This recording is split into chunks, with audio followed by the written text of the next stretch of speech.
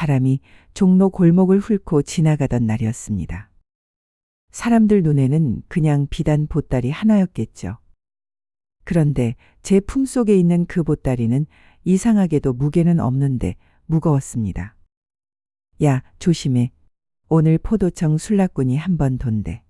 가게 어른이 제게 낮게 말했습니다. 저는 고개를 끄덕이고 보따리를 품에 더 바짝 안았습니다. 그리고 마음속으로만 중얼거렸죠. 왜 하필 오늘이냐고.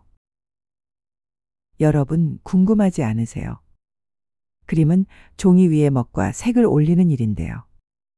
왜 어떤 그림은 당당히 벽에 걸리고 어떤 그림은 보따리에 숨겨져 골목으로만 다닐까요? 그 선을 정하는 건 붓일까요? 아니면 사람들의 눈치일까요? 오늘 이야기는 조선 후기 한양에서 시작됩니다. 그 유명한 추나 이야기입니다. 이름은 봄춘자의 그림 화자. 말은 참 고운 이름인데 취급은 늘 조심스러웠던 그림이죠. 그리고 미리 말씀드릴게요. 오늘은 성문화가 주제지만 노골적인 묘사로 끌고 가지는 않겠습니다. 대신 더 재미있는 쪽으로 가볼 겁니다. 그림 한 장이 어떻게 사람들 체면을 흔들고 단속과 욕망을 동시에 불러냈는지요. 저는 종로의 작은 서화점에서 일하던 견습입니다. 제 이름은 치영이라고 합시다. 제 이름이 중요한 이야기는 아니거든요. 중요한 건 저는 종이를 다루는 손으로 밥을 벌었고 그 손이 어느 날 문제의 그림을 배달하게 됐다는 사실입니다. 우리 가게는 겉으로는 아주 점잖았습니다. 산수와 사군자, 글씨. 손님이 들어오면 어른은 늘 같은 말을 했죠. 이건 마음을 닦는 그림입니다. 그런데 사람이 마음만 닦고 살 수 있나요? 가끔은 마음이 아니라 호기심이 사람을 끌고 갑니다. 그 호기심이 가장 자주 찾는 게 바로 남녀의 정을 다룬 그림, 추나였습니다. 여기서 잠깐 역사적 배경 하나만 얹어보면요. 조선에는 그림을 그리는 일이 완전히 개인 취미만은 아니었습니다. 나라에 속한 화원들이 있었고 그들은 왕실 행사나 의례에 필요한 그림을 그렸죠. 이런 체계가 있었다는 건 그림이 단순한 장식이 아니라 공식적인 힘도 가졌다는 뜻입니다. 그러니 그림이 사회를 흔든다는 말 과장이 아닙니다. 하지만 추나는 그 공식 밖에서 더 자주 숨을 쉬었습니다. 왜냐면요. 조선은 유교 사회였고 겉으로는 단정함이 기본값이었으니까요. 남녀가 어울리는 것부터 조심스러웠고 특히 체면이라는 단어가 모든 판단의 기준이 되곤 했습니다. 좋게 말하면 질서, 나쁘게 말하면 눈치. 그런 분위기에서 추나는 늘 애매한 자리에 있었죠. 예술인가, 음란인가. 누가 결정하느냐에 따라 한 장은 풍류가 되고 한 장은 죄가 됩니다. 자, 이제 그날로 다시 돌아가 볼까요? 가게 어른이 저를 불렀습니다. 치영아, 이거 서쪽 골목에 아무개 댁으로 갖다 드려라. 말나지 않게. 알지? 예, 그런데 뭘 갖다 드리는 건데요? 아는 척 하지 말고 모르는 척해. 이 말이 나오면 딱 정해져 있었습니다. 모르는 척을 해야 안전한 물건. 사람들이 들키면 얼굴이 먼저 붉어지는 물건. 딱 그런 것들이었죠. 저는 종로 골목을 걸었습니다. 그날따라 유난히 사람들이 많았습니다.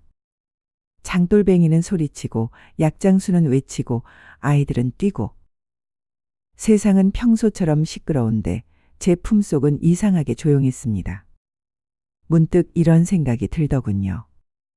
이렇게 시끄러운 세상에서 이 그림은 왜 숨어서 조용히 움직일까? 당당하면 되지 않나? 그런데 또 당당해지면 사람들은 더 무서워하겠죠. 여기서 장면을 잠깐 바꿔볼까요?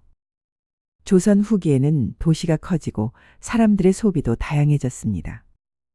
글과 그림이 좋은 집만의 전유물이 아니라 조금씩 시장으로 흘러들어가던 시기였죠. 책을 빌려주는 곳도 생기고 이야기를 읽어주는 사람도 있었고 그림을 사고 파는 시장도 활기를 띠었습니다. 이 말은 곧 단속이 있어도 완전히 막기는 어려웠다는 뜻이기도 합니다. 길이 생기면 사람들이 다니거든요. 그렇게 골목을 도는데 저쪽에서 술라가 보였습니다. 딱 그 순간 제 심장이 제 발보다 먼저 뛰기 시작했습니다. 거기 잠깐 술라가 제 앞을 막았습니다. 저는 침을 삼켰습니다. 어디 가는 길이냐? 서쪽 골목 심부름입니다. 품속에 든 건 뭐냐?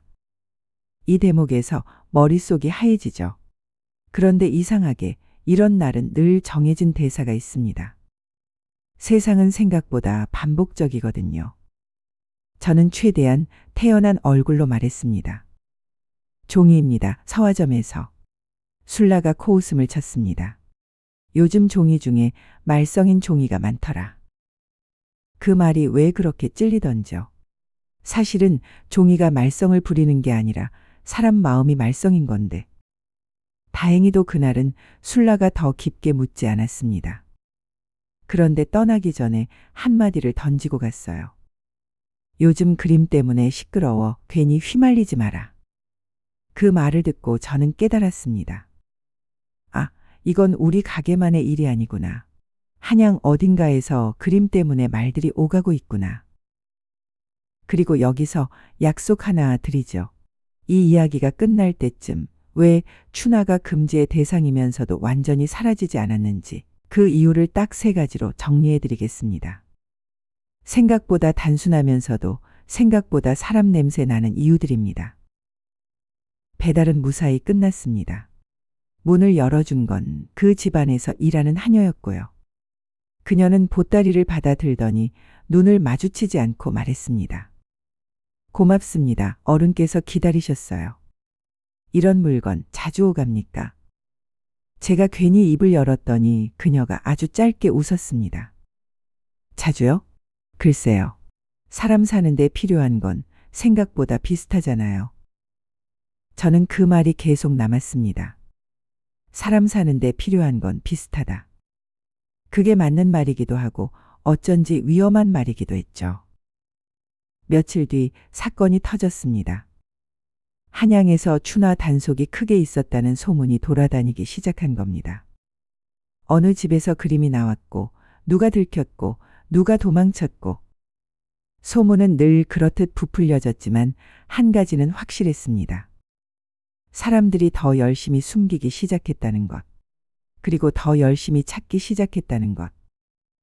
이게 참 아이러니입니다. 사람은 하지 말라는 말에 약하거든요.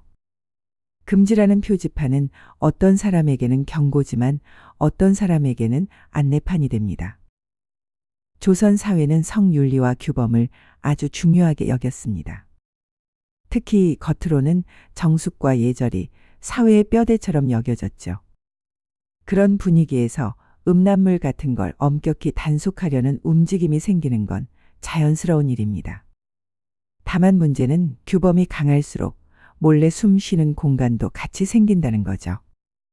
숨을 참다 보면 더 크게 들이마시고 싶어지는 것처럼요. 저는 가게로 돌아와 어른에게 물었습니다. 어른, 이거 정말 위험한 일 아닙니까? 어른은 붓을 씻으며 말했습니다. 위험하지. 근데 세상에 위험하지 않은 장사가 어디 있냐? 그럼 왜 하필 이런 걸? 어른이 저를 바라보며 웃었습니다. 치영아, 사람은 눈으로도 욕망한다. 그걸 모르는 척하는 게 더 위험한 거야. 그 말이 참 밉기도 하고 이상하게 솔직하기도 했습니다. 그런데 그날 가게에 손님이 하나 들어왔습니다. 겉보기엔 아주 점잖은 선비였습니다. 말투도 조용하고 손도 깨끗하고 눈빛도 차분했죠. 그가 조용히 말했습니다. 풍속화 한 점을 찾습니다. 어른이 물었습니다. 어떤 풍속을요? 그 선비가 잠깐 멈칫하더니 아주 작게 말했습니다. 사람 사는 풍속입니다. 사람 사는 풍속. 이 말도 참 애매하죠.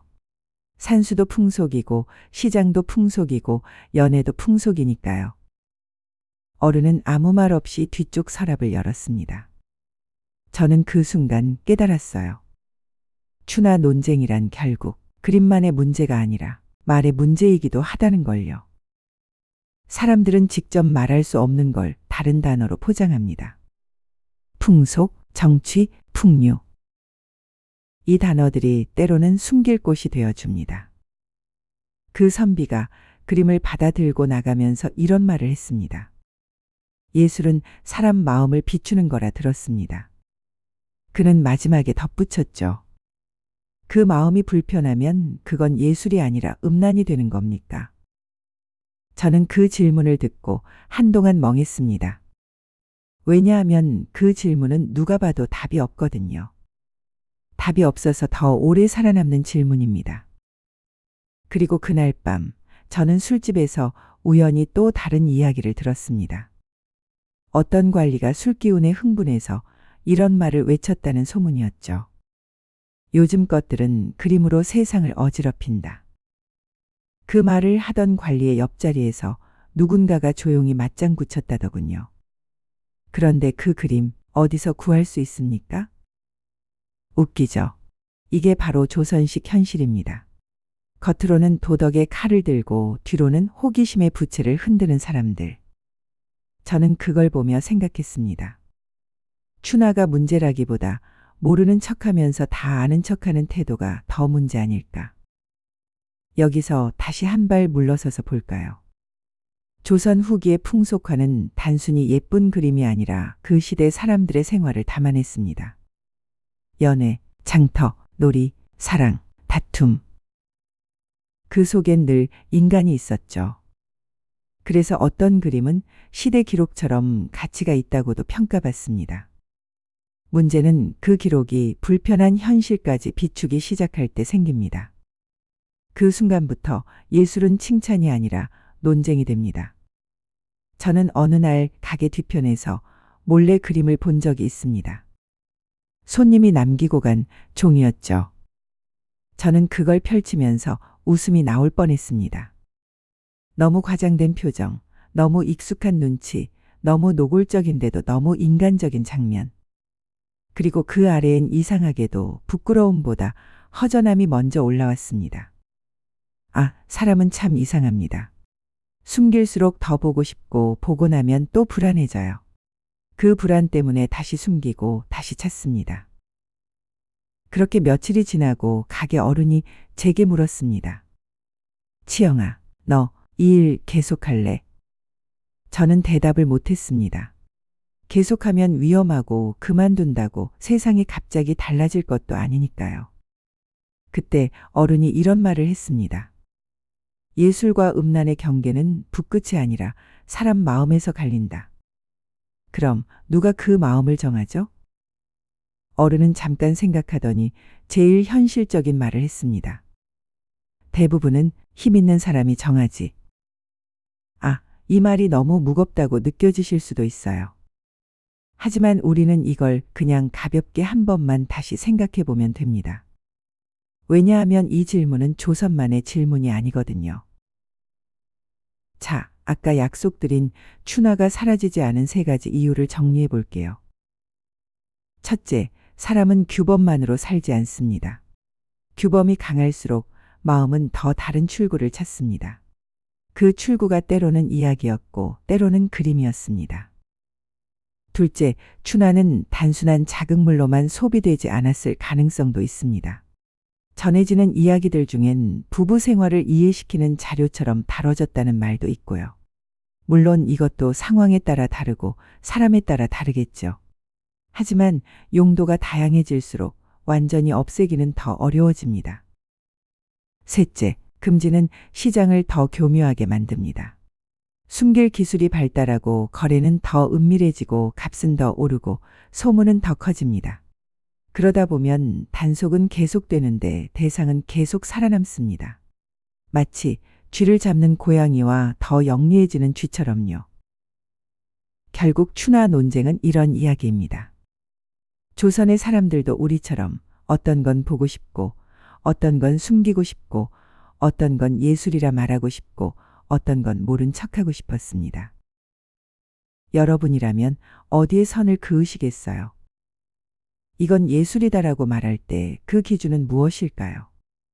그리고 반대로 이건 불편하다라고 말할 때 그 불편함은 누구의 것일까요? 내 마음의 불편함일까요? 아니면 남들이 볼까봐 두려운 불편함일까요? 오늘 역사풍자극장 추나 이야기는 여기까지입니다. 다음 영상에서도 생각거리 있는 역사 한 그릇 차려 올리겠습니다.